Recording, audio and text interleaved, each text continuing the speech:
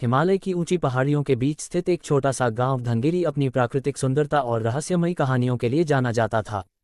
चारों तरफ घने जंगल, बर्फ से ढकी चोटियां और बीच में एक शांत झील इस गांव को स्वर्ग जैसा बनाती थी। लेकिन इस गांव में सिर्फ प्रकृति का सौंदर्य ही नहीं, बल्कि अनगिनत रहस्य भी छुपे हुए थे। गांव के बुजुर्ग अक्सर एक कहानी सुनाया करते थे, भूल भुलैया वन की कहानी। ये जंगल गांव से कुछ ही मील की दूरी पर था, लेकिन इसमें जाने की हिम्मत कोई नहीं करता था। कहते थे कि जो भी उस जंगल में गया वह कभी लौटकर नहीं आया। लोगों का मानना था कि जंगल में एक प्राचीन खजाना छिपा हुआ है। इस खजाने तक पहुंचने का रास्ता केवल एक रहस्यमयी मानचित्र के जरिए ही मिल सकता था। भूल भुलैया वन का रहस्य। भूल भुलैया वन कोई साधारण जंगल नहीं था। ये जंगल अपने आप में एक जीवित पहेली था। लोग कहते थे कि यह जंगल अपनी शक्ल बदलता रहता है। कभी रास्ते खुले होते हैं तो कभी अचानक बंद हो जाते हैं। पेड़ इतने ऊंचे और घने थे कि सूरज की रोशनी भी मुश्किल से जमीन तक पहुंचती थी। हर कोना, हर मोड़ और हर पेड़ एक नया रहस्य समेटे हुए था। गांव के बच्चे इस जंगल के बारे में कहानियां सुनकर बड़े हुए थे। उनमें डर भी था और रोमांच भी। लेकिन गांव के बड़े बूढ़ों ने उन्हें सख्त हिदायत दी थी कि जंगल के पास भी न जाएं। ये जंगल तुम्हें निगल जाएगा, ये वाक्य बच्चों के दिमाग में बसा हुआ था। रहस्यमयी मानचित्र का खो जाना। कहा जाता था कि सैकड़ों साल पहले एक यात्री इस गांव में आया था। वह यात्री बहुत ज्ञानी और साहसी था। उसके पास एक पुराना मानचित्र था जो उसे उसके गुरु ने दिया था। वह मानचित्र किसी साधारण कागज पर नहीं, बल्कि एक अजीब से चमकदार कपड़े पर बना हुआ था। उस पर लिखे संकेत साधारण आंखों से नहीं देखे जा सकते थे।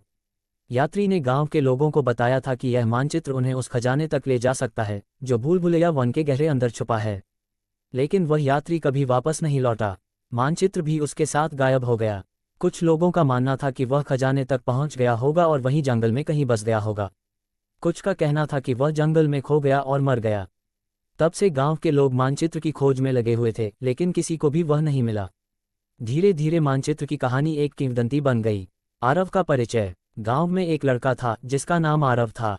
आरव 16 साल का था, लेकिन अपने उम्र से कहीं ज्यादा समझदार और साहसी था। उसकी आंखों में हमेशा जिज्ञासा झलकती थी। उसे नई जगहों की खोज करना, पुरानी कहानियां सुनना और रहस्यों को सुलझाना बहुत पसंद था। आरव की दादी वृंदा गांव की सबसे पुरानी महिला थीं। उन्हें भूल भुलैया वन और रहस्यमयी मानचित्र के बारे में बहुत कुछ पता था। उन्होंने अपने पिता से यह कहानी सुनी थी और अब वह ये कहानी आरव को सुनाया करती थीं। दादी, क्या वह खजाना सच में है? आरव ने एक दिन पूछा। हाँ बेटा, वह खजाना जरूर है, लेकिन उसे पाने के लिए केवल साहस ही नहीं, बल्कि बुद्धिमानी और एक सच्चा दिल भी चाहिए, दादी ने जवाब दिया। आरव के मन में उस दिन से यह ठान लिया था कि वह एक दिन उस खजाने को खोज कर लाएगा। एक अप्रत्याशित खोज। एक दिन आरव गांव के पुराने पुस्तकालय में गया। ये पुस्तकालय बहुत पुराना था और यहाँ शायद ही कोई आता था। आरव को पुरानी किताबें पढ़ने का बहुत शौक था। वह धूल भरी अलमारियों में रखी किताबों को टटोल रहा था, तभी उसकी नज़र एक पुरानी फटी हुई किताब पर पड़ी। किताब बहुत पुरानी थी और उसके पन्ने पीले पड़ चुके थे। आरव ने उत्सुकता से उसे खोला। किताब के बीच में एक पुराने कपड़े का टुकड़ा रखा हुआ था। वह कोई साधारण कपड़ा नहीं था। उस पर कुछ अजीब से संकेत बने हुए थे जो हल्की रोशनी में चमक रहे थे। आरव ने तुरंत समझ लिया कि यह वही रहस्यमयी मानचित्र है जिसके बारे में उसने सुना था। उसका दिल तेजी से धड़कने लगा। वह जानता था कि अब उसकी जिंदगी बदलने वाली है। साहिल का साथ।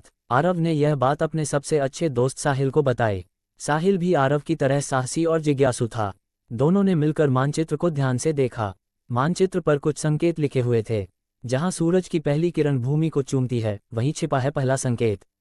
आरव और साहिल ने फैसला किया कि वे अगले दिन सूरज की पहली किरण के साथ गिरी पर्वत जाएंगे, क्योंकि वही जगह थी जहां सुबह सबसे पहले सूरज की किरणें पड़ती थीं। अभियान की शुरुआत। अगली सुबह सूरज निकलने से पहले ही आरव और साहिल अपने सफर पर निकल पड़े।